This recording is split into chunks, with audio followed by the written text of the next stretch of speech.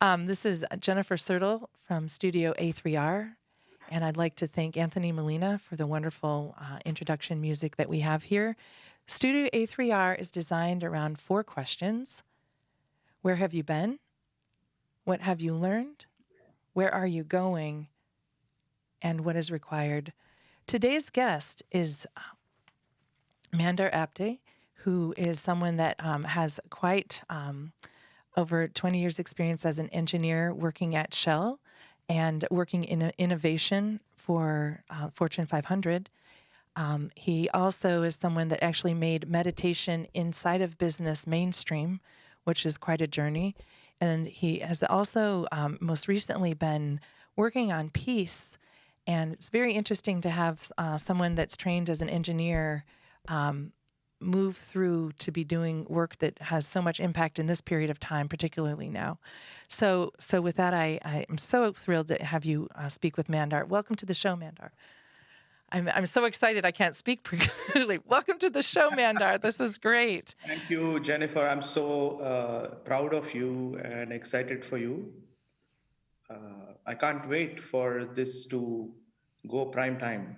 Oh, that's really lovely. Can you tell us just a little bit about your so I met you. It was really kind of a funny story. Is that we have a dear friend in common, and I was trying to be helpful to Mandar, and so I was always doing social media for the Social Innovation Summit, and so I was kind of probably too proud and saying, "Oh, let me see if I can get you into the Social Innovation Summit," and then he took me to a page in the program where he was actually one of the keynotes. So that's. Do you remember that? Of course. Okay, so that is we go from starting with how amazing it was to have you kind of teaching inside of many Fortune 500 companies how to do innovation from the inside. So just tell us a little bit where you've been. So, that is a deep question. And that question, not many people think about where we have come from and where are we going. And I was once with my meditation teacher, and the CEO of McKinsey asked him the same questions that you have posed. Yes. Where are you coming from and where are you going? Was the question he posed to my meditation teacher. Sri Ravi Shankar is his name, Indian guru. And what an insightful answer it was that Sri said, those are the 2 questions that we fail to ask ourselves. Yeah. What is the origin of life and where are we going? And we are in this rut of life. And, sometimes it's good to take a pause and look at these 2 questions and look at the source of where have we come from, not just where we are born and where we are, where we grew up, but maybe even stretch it a little backward and forward. Is where am I from? Like, okay, well, did I just somebody just plucked me on the planet when I was born, or what is my identity before that? But this question leads you to wonder about life also. Is life just being born, eating, sleeping, and then dying, or is there more to life? I think those are very powerful questions that we should not be in a hurry to get an answer, but they should be in our wheelhouse of quest. And in this case, coming back to practical question, I think in my life at Shell, I have been to many places, not just physical places, but also mental spaces that I was exposed to.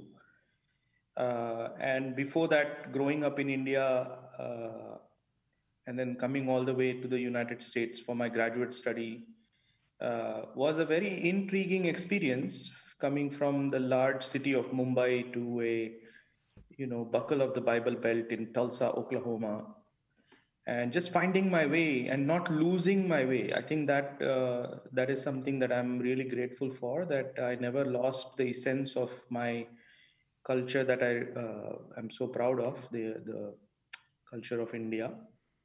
And today, I think the need of the hour is to find that inner peace and that solace that many people are looking for, not only because of the COVID crisis, where we are all locked down for 4 months, but also because of the recent systemic racism and protests that have unfolded. Uh, we need to learn these tools of agreeing to disagree with each other. So I think long answer to your very interesting questions. Wow. And in terms of your own journey, can you take us back to maybe three lessons?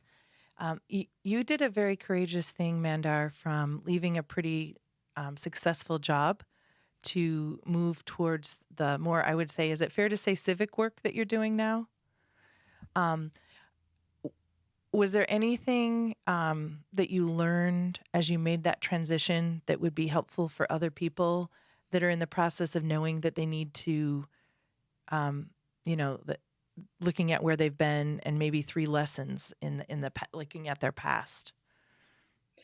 Yeah, so anybody that I think is interested in making an impact to the world, whether you are in a large organization, small organization, for profit, non profit, civic organization, uh, that is a very difficult role, because the organization sometimes is not ready for listening to your idea.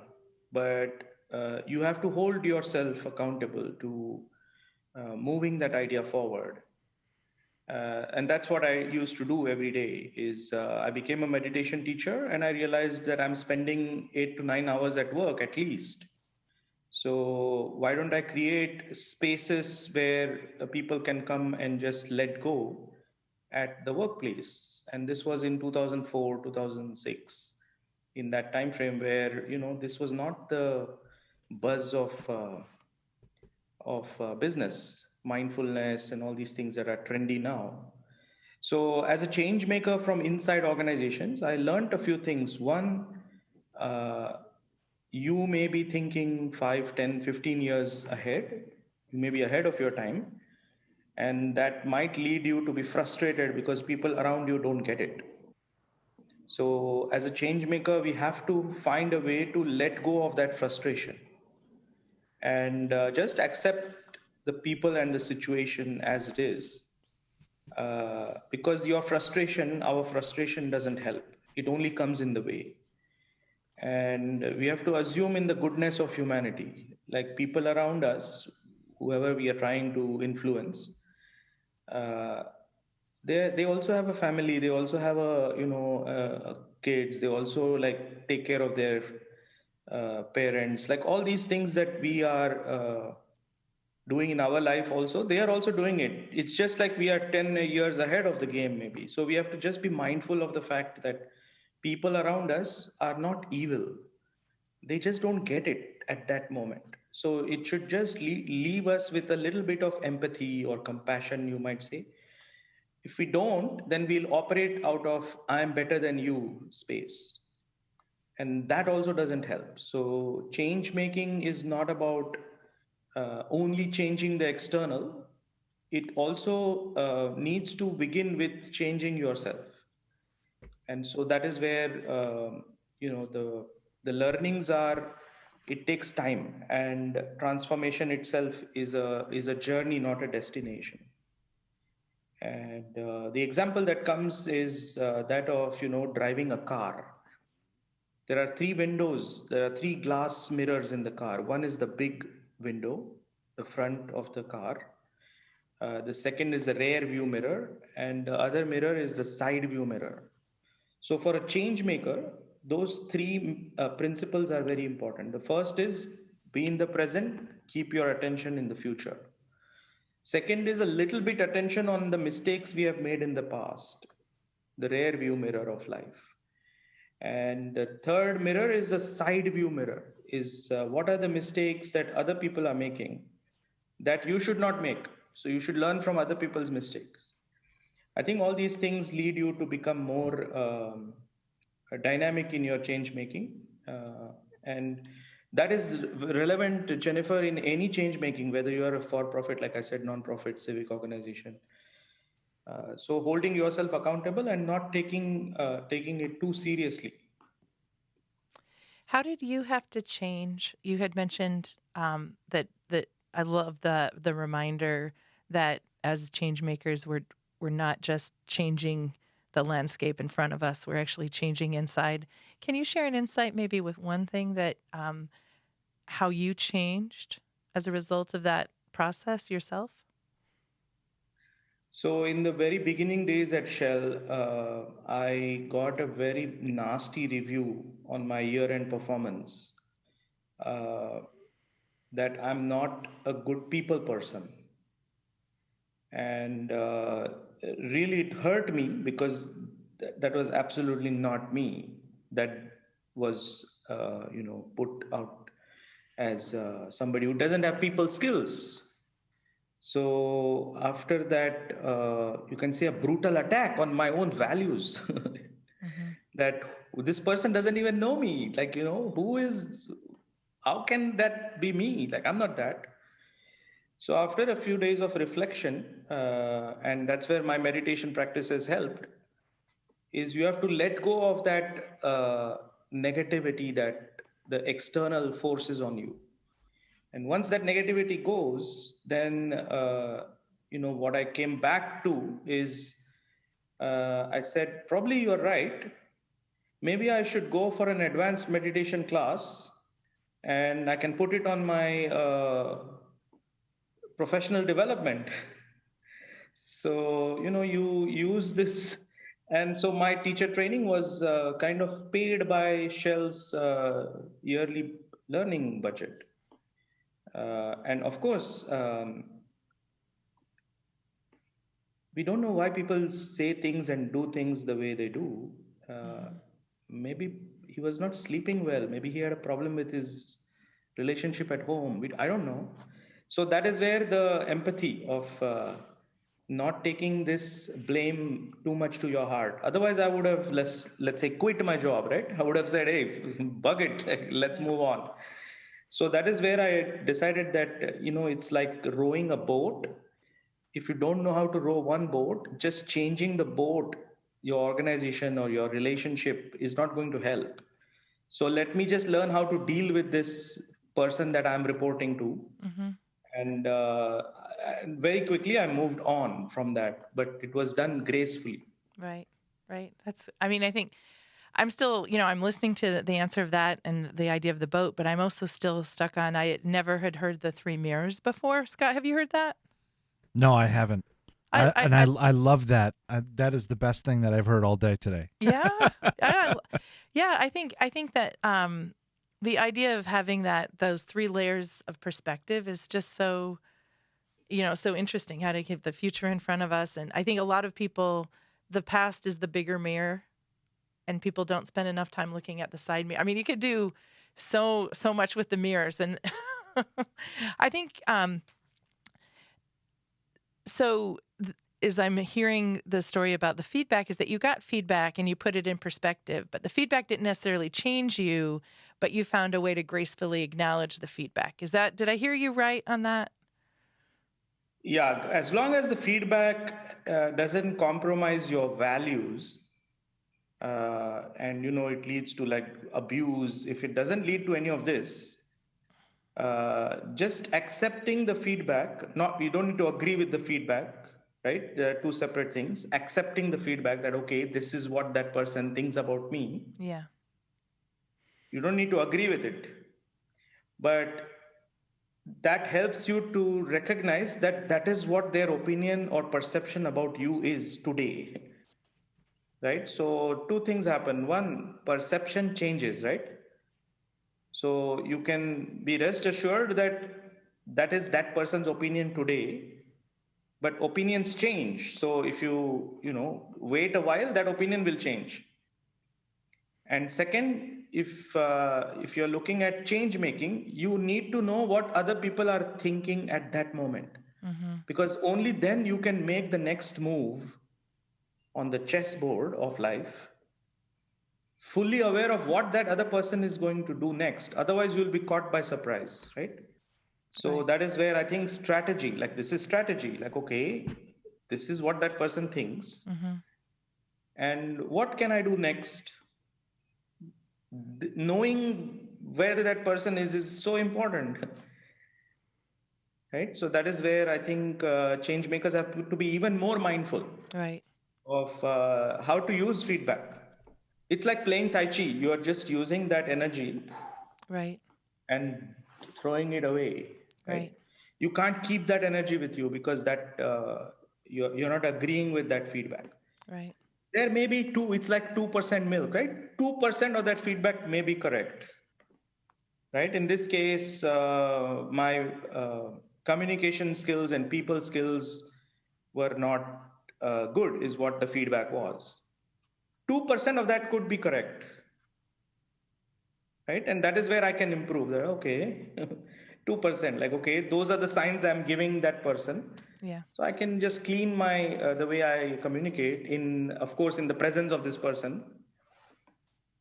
So I think that is where change makers need to learn how to be more mindful. Right. Before we move too far forward, also, I think the idea of being a change maker is just the reminder that you gave us that you're ahead of other people, and that it is wrong energy to be proud about that, right? That unless we bring people with us, we won't be able to see positive preparation for the future, and that it's self-compassion to appreciate that you most likely will be misunderstood.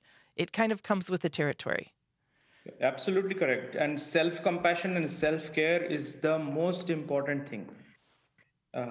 So you have to watch out your own emotions and feelings, and just take regular timeouts for yourself, whether it's learning how to meditate or just take a walk in nature, spend time with your kids, whatever that self care modality is, giving yourself more self care. If your idea is really more visionary and big, you need more of that self care. And did you have to learn about self-care, or did you grow up in a system that honored self-care, or is that something that became part of the process that you learned? It's so funny. In India, I did not learn a single day of yoga and meditation because, for whatever reason, I felt like sitting quiet is, yeah, you're a loser. You did? You of all people? This is great. Because I was a very active, like I was into sports and I was very active. And my first exposure to this was 3 years into my job at Shell. And I had picked up like bad cholesterol and triglycerides. So I ended up doing a workshop offered by the Art of Living Foundation in Houston, Texas. And my teachers were an American couple, and they were so dedicated to this knowledge of breath and meditation that I was deeply inspired by their teachings and their commitment. And most times an engineer hasn't thought about a state of mind with no thoughts. Because if you have a state of mind with no thoughts, you are sleeping. And that is such a powerful state of nothingness. You are, rejuvenating yourself. You are recalibrating yourself. You are not sleeping. And that for me was the wow moment. Like, wow, what just happened? Mm.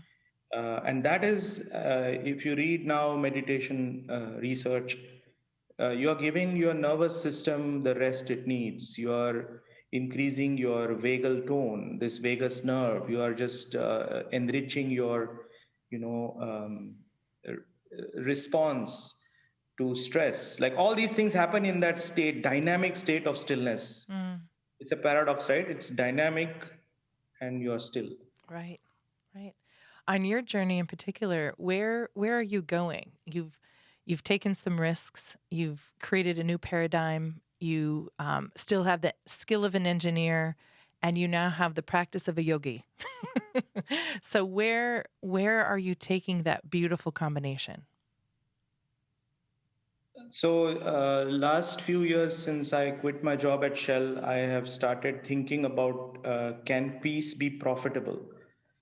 And that is, uh, I think there is no higher purpose than promoting peace and nonviolence in the world. So if we can show businesses, governments that promoting peace, compassion, nonviolence, kindness actively has a dollar value, then I think we have created a legacy. So that is what I'm thinking and doing, is looking at cities and places of violence, and there is always a cost associated with violence. And if you can help reduce that cost, you can save money or you can make money and promote peace. So that is the thought process. And that work brings me to Los Angeles because it's a city with a lot of violence. And apparently, there is a cost of violence calculator online. And the cost of one homicide in the city of Los Angeles, the city pays between $1 and $10 million for one homicide. Oh, wow. And so, if you just think about 10% reduction in that spend, so that is why I have relocated to Los Angeles, made it my base, and we are actively promoting workshops where we are training Crips and Bloods and in practice of nonviolence and meditation, and empowering them to teach others in their community. And I'm also excited to share that I'm also putting together a reality TV show that will use a story that promotes peace, but there is entertainment in that story. So I think that is where I would love to have any of your listeners who are also, forward thinkers, change makers, because this is I think the need of the hour, and we have seen in at least the US last 2-3 months and ongoing, there is a huge tension, there is huge violence, and we might think that, hey, it's not going to happen to me, but I think that is where we are living in a bubble. There are two vectors that hit COVID, George Floyd, Yeah. and there are two more vectors that are going to hit or are already hitting: unemployment, mental health. So whenever, I have also had uh, stress, I have taken acts of violence on myself, blaming, hurting, etc., etc. So self violence on the self, domestic abuse is also part of that, and violence to others. That's the only two responses whenever somebody is stressed out with mental health issues. So that is where I think I want to be the middle path, that we can promote positive mental health and make people accountable, like, police systems. The community has such a strong voice today, such a strong voice, that the door of these traditional systems are open. So that is where, as a change maker, we need to learn how to drive a truck through the door. Yeah, without hurting that system. Like, we have to bring that system along with us as well. Right? So communities that are listening, leaders of communities that are listening to the show, just make your police departments accountable to tell you, prove to me that you are mentally fit to police me. I think just that question itself is a truck in the door. Yeah. Because the next response that they're going to give is, yes, we are already doing it. See, we have these things we do counseling, we have a hotline. So now they have revealed their next step, and it's now a game of chess. So you go in prepared. Like, okay, if somebody is a macho cop, is he going to raise his hand and say, "Sir, I have a mental health issue"? No. So that is where you have to now, community has to invite the police and say, "Hey, we both are traumatized. Let's do this together." Yeah, and that is the proof of concept we have already shown in Los Angeles. Because there is trauma on both sides. Like, the police officers, at least in the United States, that's a very tough job. It's not an easy job. And so they also have challenges to their mental health. So with compassion, we can bring these two groups together, polarized, Mm-hmm. and they can come together with the common goal of reducing their trauma, Right. improving their mental health. So that work is hugely needed. I really appreciate I appreciate your bringing the idea of self talk and the way in which we verbally abuse ourselves into the conversation around, like compassion isn't just for the project that you're working on, but the self compassion and looking at where we actually are processing our stress and what aspects of that stress are violent. And I think, Scott, I might not be saying this right because it's kind of a fresh thing, but it's almost as that we're conditioned that that's normal, that we shouldn't, it's just, we don't have enough models showing us ways to process that stress that's useful and Mm-hmm. not violent. Um, anyway, so what do you think? I agree. And for me, I'm interested in how Mandar, how you manage how you can get, like you said, you're working with the Bloods and the Crips in LA, and how do you make that first um get to that first step where you introduce the idea, the thought of mindfulness, the thought of uh, uh meditation, because it's not it's something that people call, they call it like woo woo, oh, that's woo, that's crazy stuff. So to introduce that to a group of people, how do you do that? Like, how do you even, you know what I mean? Like, how do you even do that? That's that in and of itself is amazing. How'd you get the gig? So, Scott, I don't know if you have had a chance to watch my documentary film. I did not. Yeah, so 4 years ago, while I was still at Shell, an idea came in my head, and I produced a film in 1 month. And Jennifer has watched that movie. I was holding your hand the whole time. Yeah. So the idea, Scott, was Martin Luther King Jr. had traveled to India in his young days, Mm-hmm. and he had, brought back nonviolence philosophy of Gandhi in the civil rights movement. That we all know. But I didn't know that this young man had gone to India and spent 5 weeks learning about Gandhian nonviolence. So the idea I had was America needs another trip. So let's take some victims of violence on both sides of the gun and all skin color. Mm. And if I can host them in India and see whether the same journey can it create tools and wisdom and inspiration to heal their trauma, and through their story can other people also get the inspiration, right? So that was where I had taken the parents from the Sandy Hook school, former gang member from Los Angeles and activist for the Black Lives Matter movement. And that trip changed everybody's life, my life as well. And I could not work at Shell anymore. Mm. So that film does that job for me, Scott. Is when people watch that documentary, uh, yeah, you raise your hand and you say, "Hey, I want to learn what they are doing." Yeah. Right? What's the name of the film? The name of the film is From India with Love. It's available today on Amazon Prime. What I And learned, so that is exactly how it happened. Back to your question, like, so that film was premiered here by the Los Angeles Police Department, and we had about 400 people from all over Los Angeles. Some of them were from the hood, Mm-hmm. and they invited me to the hood, and that we did another screening of the film at the hood, and followed that with some breath and meditation work. And that is how you get people. Yeah, you taste it and you say, "Hey, this is, I can do it. I'm breathing anyway."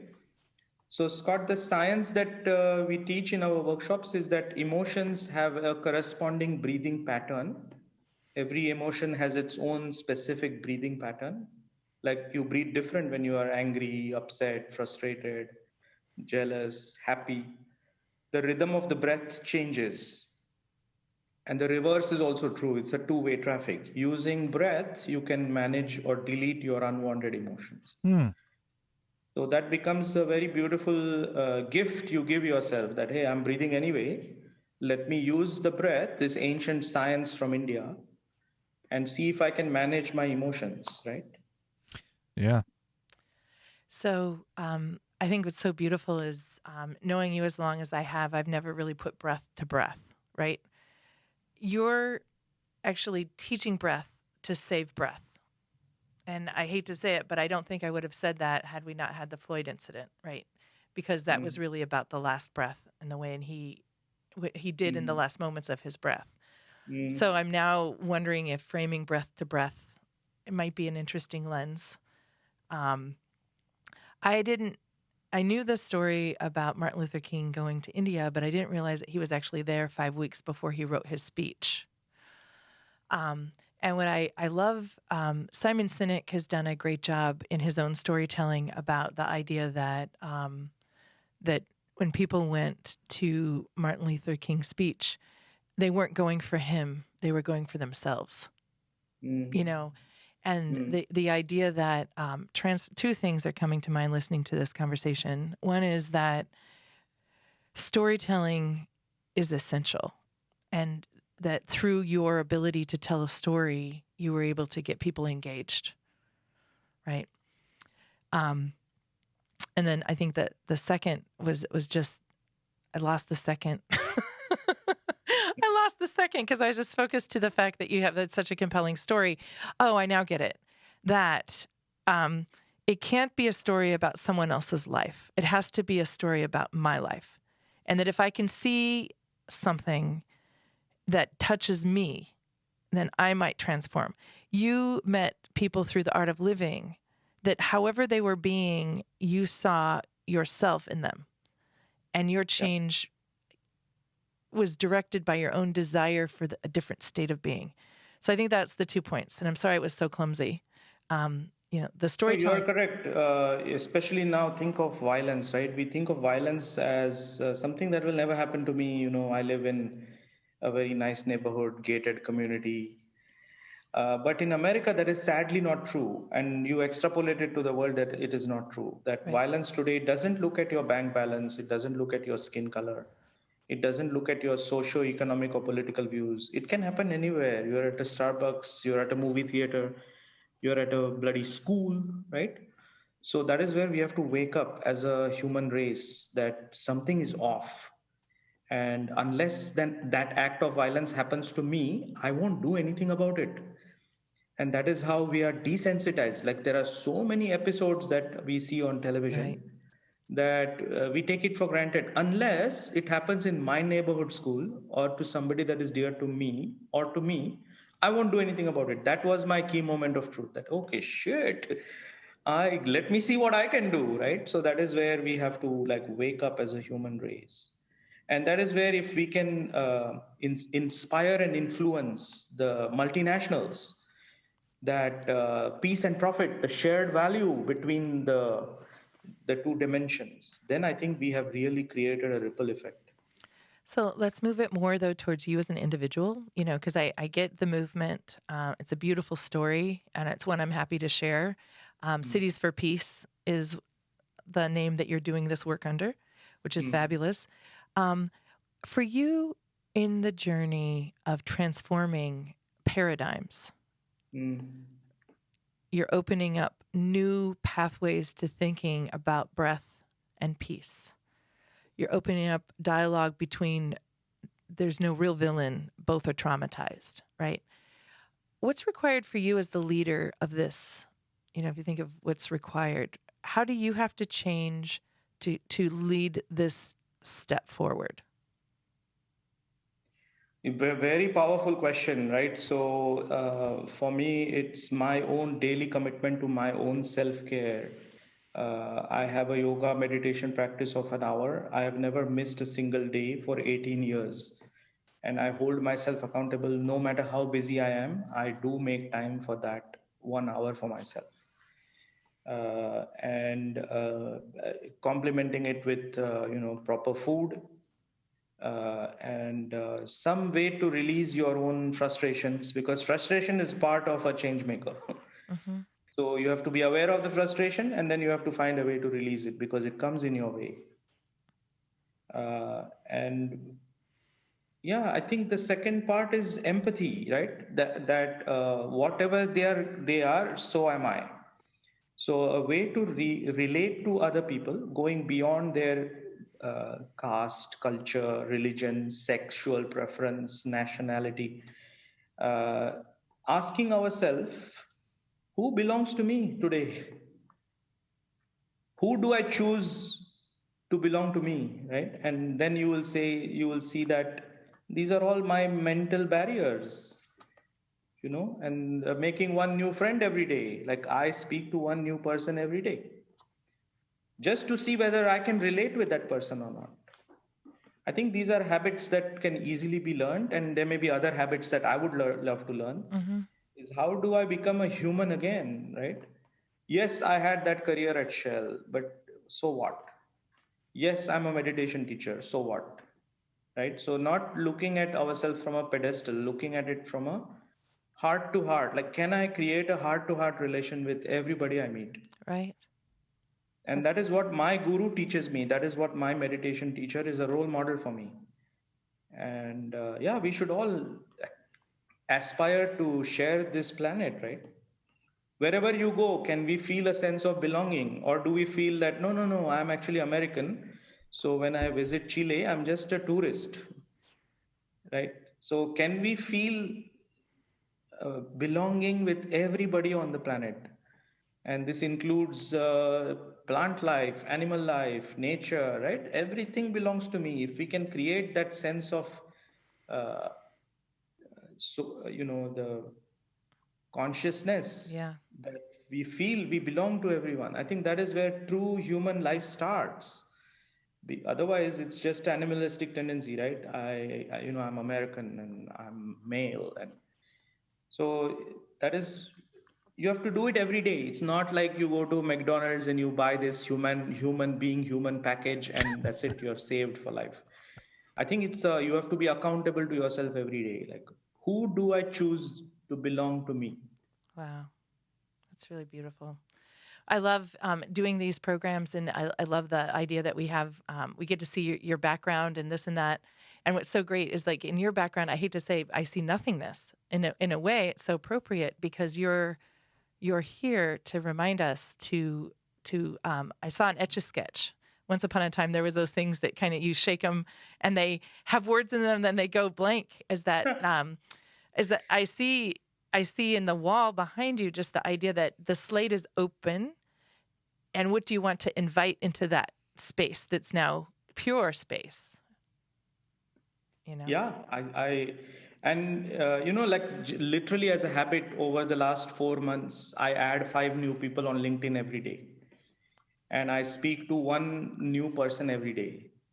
And just these rich conversations of so many people involved in so many different, like, amazing things, Yeah. that when you speak, I feel like, how can I help you? Like, that's how I start and end my call.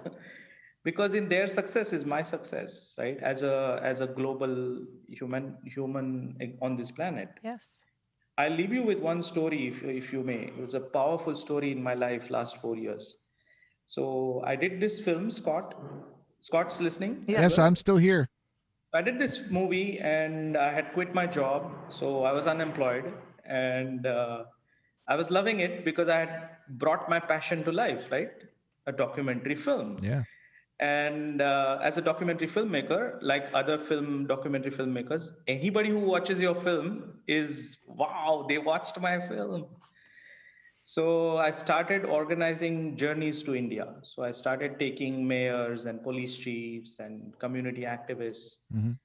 And I got an email from the mayor of a small town in Michigan.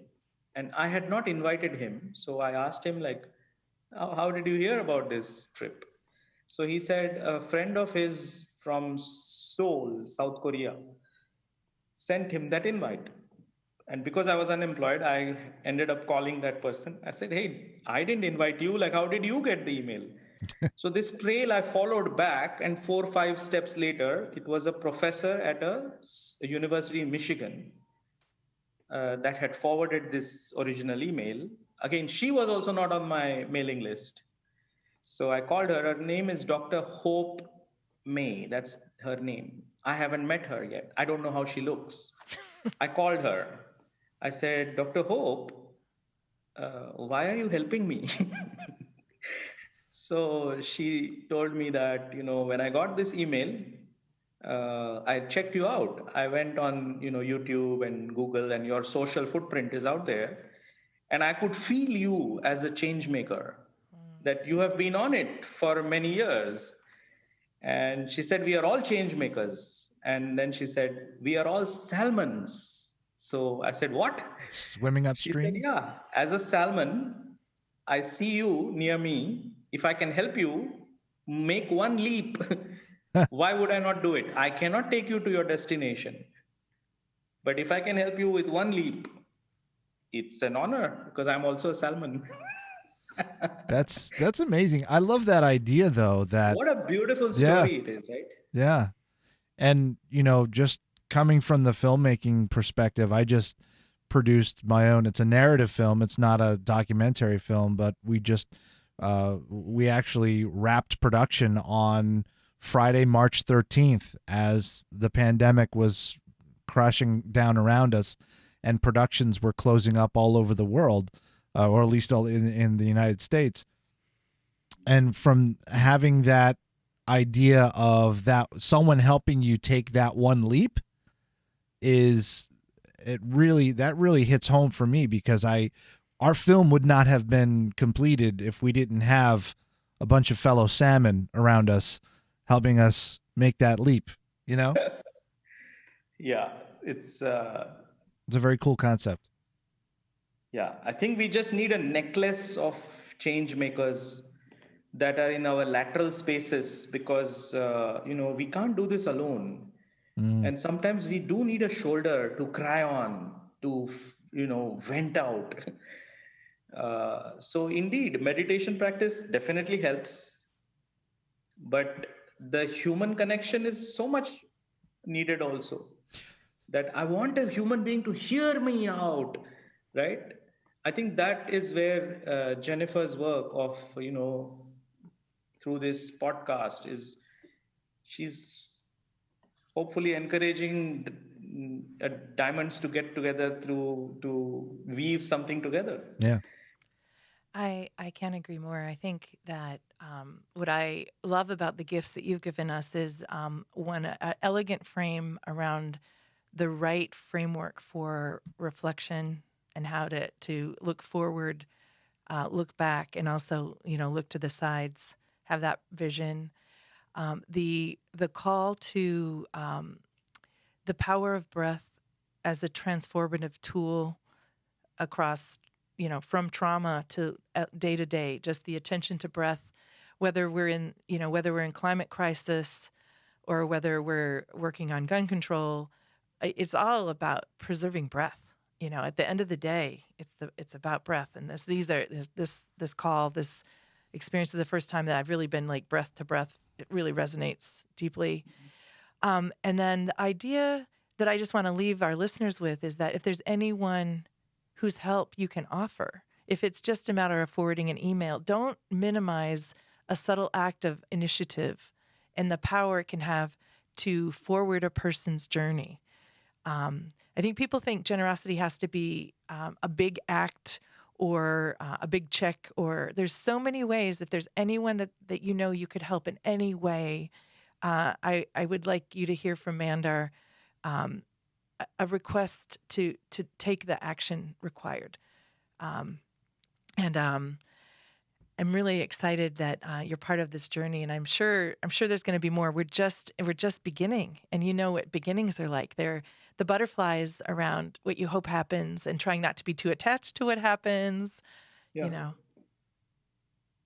Yeah, it's like a seed of a sequoia tree, small, like mustard size it is. Yes. But and you've been. My blessings are with you always. You have always been way ahead of the the game, and I think now is the time. So um, I wish you all the best, Jennifer. Your heart is so big, and you have always been there for me when I was going through my ups and downs at Shell, and since. Just Yeah. I love this. I mean, I think at this moment it really is connecting change makers together and creating hopefully scalability in the audience. Like our messages, even though they may make sense in our heads because we've read the same books, we've traveled, we've been to the same conferences. The real trick for me and Scott is how do we create accessibility so that people who may not have been as lucky as we have to have traveled to hear that one spark that can create a new practice or that one thing that can like it is we're in the seed business throwing the yeah. seeds out, which is Wow. really beautiful. So I think the wonderful story you just told us is just a really wonderful way to end this particular conversation. We've been really lucky today to have Mandar Apte, a guest, on our stream. We will certainly be putting as much information as possible around Cities for Peace, also links to the film that he had mentioned, and he's once he's in our wingspan, he will always be in our wingspan to make sure that anyone in our audience is current in what he's doing, which will be lovely. And I really want to thank Scott Fitzgerald for having this wonderful space at Rockbox and being our producer. And with that, this is Jennifer Sertle in the rigger at Studio A3R.